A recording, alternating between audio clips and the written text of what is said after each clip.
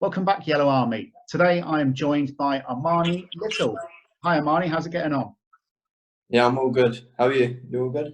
Yeah, not too bad. It's testing times, but it's just nice to be talking football again, to be honest. How have you been finding the situation? Have you been getting up to anything unusual that you can tell us about? Nothing really unusual, to be fair. Pretty bored as everyone is, but each week we're just upping it closer to the 14-week mark. We're at 11 now, so only a few weeks off now. So started running about 2 weeks ago, and then each week we're just progressing it with the running and gym strength and work and things like that. Time seems to have gone very, very quickly in that respect, but maybe not so much for yourself. We'll talk about that in just a few minutes. But of course, you first came to the Yellow Army's attention in the colours of Woking. Do you remember much about those matches against Torquay United in the National League South this season before the one that's just finished?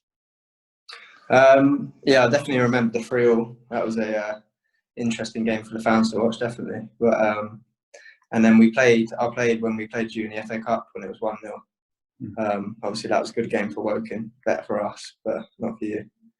And then yeah, the game at our place was really good. We went 3-1 up, obviously, and you coming back and scoring in 90 whatever last minute of the game, last kick of the game, was scenes for your side of it anyway. It was a real cup final atmosphere that day, wasn't it? Yeah, that game was a massive decider for the league, I think. Whoever won that or whoever got a good result out of that went on, because I think we needed to win, because I think we were slacking a bit. So that was a massive part of the season where that would decide who goes on and kicks on and wins it. And although Torquay and Gary Johnson, of course, went on to win the title, you had a say in the playoff final, of course, for Woking, didn't you? Yeah, I did. The semi-finals was we were 2-0 down, and we started awfully, to be fair. But we come back and won 3-2 in the end, and then the final, I scored a free kick which sent us up, so it was 1-0. That was obviously good for Woking and good for myself. Yeah, it was a good day. That enjoyed that one. And of course, you made the switch over to playing more in the summer. And on the subjects of free kicks, you just mentioned one, but although it's a friendly, you couldn't have hit many free kicks sweeter than that one you did against Plymouth. Oh yeah, no, I don't think I have ever, and I don't think I will again, to be honest. That was that was a special one for me. That was my first game too, coming in as a new signing, so everyone got to see me in that first game. So that was a nice way to introduce myself. Put you under a little bit of pressure, though, Armani, isn't it? Because obviously the first time that you were sizing up a free kick, if it gone out the ground or something like that, people might have sort of asked a few questions. But for you to get in the top corner, I mean, the other thing is that it was so good that you had even a few of the Plymouth fans standing and applauding. Yeah, it was. To be fair, it was quite far out. At first, I wasn't gonna shoot, but then a few of the boys, I know Jake was standing on the ball with me, and he said, "Yeah, just go for it," because I think I was going to cross it at first, and then I just ended up shooting. So luckily for me, it went in, and it was a nice way to introduce myself. I was in the commentary box for TUFC radio that day, and just as you were lining up, I was saying on the co-commentary, there's no way he's going to shoot from here. I've never lived it down since, I don't think. So just to prove that it wasn't a fluke, though, you obviously got another terrific goal in the match against Barnet, didn't you, a few weeks later once the season had begun? Yeah, that was the 2-2 game we went 2-0 up, didn't we? I hit one with my left foot that day. It come off nicely, to be fair. That was a nice goal. Probably one of my best goals I've scored. But yeah, I enjoyed that one too. And to show that the high esteem that the Woking fans held you in, you got a nice reception when you went back to the Laithwaite Stadium in the 1-1 draw, didn't you? Before, unfortunately, picking up a little knock in that game. Yeah, I did, to be fair. That's credit to the Woking fans. I enjoyed my time there, so there should have been no hard feelings, but they gave me a good applause and stuff, and I was coming off and showed a good respect. So. And then we come across the Barrow game at home. So Barrow were doing very well, and obviously will go on to finish top of the table when the season ended prematurely. But you produced performance that Gary Johnson says was, you know, and everybody could see it was one of the finest all-round displays we've seen at Plainmoor for many a year. Grabbed 2 goals. Ultimately, of course, it looked like for one minute you were going to get a hat-trick, but in the end, injury struck again. What do you remember about that game?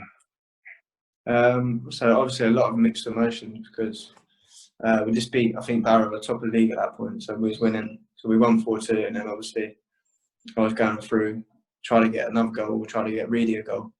And then obviously it went when I was running. So yeah, a lot of mixed emotions. I was obviously happy with my own performance and scoring 2 goals, which was nice, and to be top of the league at that time.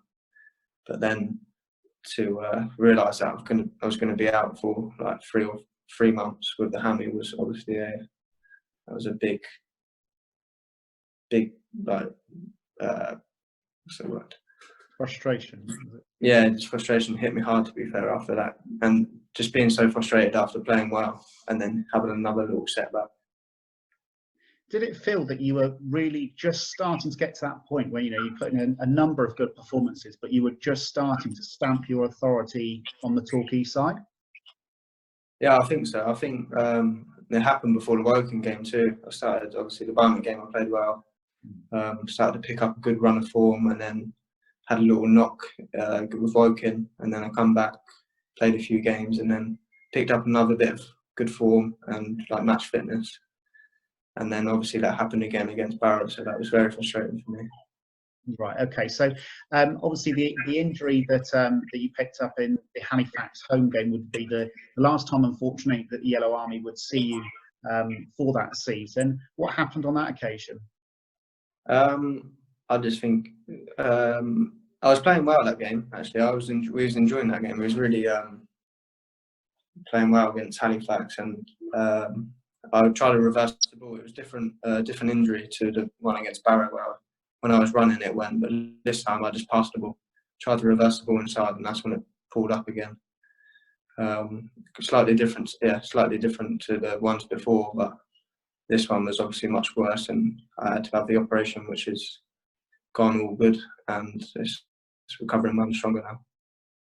So mentally, Armani, how do you cope with that when you're playing yourself into a good run of form and that? How do you deal with that when you have an injury that sets you back and you know that it's not going to be 1 or 2 games, it is for a sustained period? How do you shut that out so that when you come back you can be mentally tough enough to just go, because you don't want to play with any restraints at all? Yeah, I think it's football's all part of the game, getting injuries and stuff, but only you have to be so strong mentally with injuries with football. And obviously I've had 2 bad ones this season and one that left me out for a few weeks, but you just have to be positive all the time and just be ready to come back stronger each day and just keep working hard so you can come back and it doesn't happen again. Which, touch wood, I think this time is the last time it will give me problems. I think it's done properly this time, and obviously with the lockdown and no season carrying on, it will give me time to properly heal and recover, and I can work my way back into it. Yeah, like you said, it's probably one blessings that we have had from this period is that you're not missing out on any game time. You haven't got that frustration, because we know you dearly would love to be in the starting lineup if you were fit in that. But just talk us through what's happened since the operation. You mentioned briefly earlier on about the 14 weeks.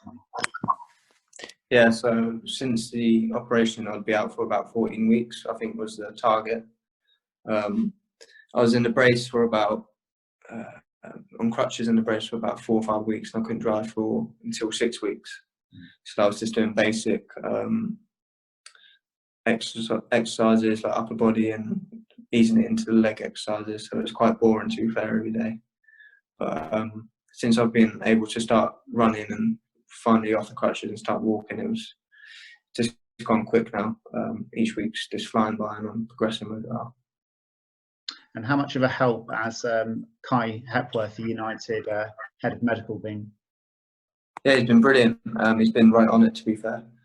I've been working really hard, and it's tiring, to be fair. It's hard, and where you're doing it on your own, you have to motivate yourself every day, which is not always easy, but it's got to be done for you to return stronger. Yes, because like you say, I guess it must be a double-edged sword that you haven't been able to see the team sort of run out there playing games and being frustrated that you're not involved in it.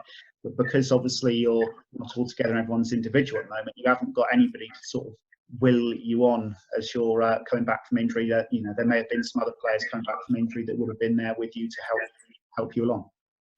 Yeah, that's the thing. You haven't got that competitiveness against the other lads when you're in with the other injured lads and going against them every day. So you have to just go against yourself basically. But it's lucky I'm quite a motivated person. I quite like training and seeing progressions anyway. So when I see that, I know I'm doing well. So then it just gives me confidence to keep going until it's done properly. Having played yourself into really good spells of form, although that there were those injuries that broke the season up for you, it must make you even more determined for next season to take out any of that frustration in the right way out on the pitch. Yeah, I can't wait for it now. Because obviously with the lockdown and stuff, I thought I was going to come back to. We still would have been in off season, but I thought we would have come back to being around people and stuff. But yeah, I just can't wait for next season to start now. Just start as a clean slate, come back, play well all the time, and just try to keep my form going and just get a good run of games under me. And it must also be a bonus. I know that you obviously were already under contract, but you are going to have the majority of the squad will be back again next season, with the majority of the lads all signing up for another season again. Yeah, we've got a good group of lads. We've obviously been unlucky last season. We had, I think, at one stage 8 or 9 of our players out injured, so it was unbelievable, really. But yeah, we have a good group of lads, and we've kept most of the players, so I think we'll give it a good go next season. Well, Armani, it's been an absolute pleasure talking to you again. I know I speak on behalf of all of the Yellow Army when we're saying that we're really looking forward to seeing you back in action again next season. So thanks for joining us again today. In the meantime, Yellow Army, on behalf of me and Armani, I'd just like to say take care, keep safe, and we'll see you all again soon.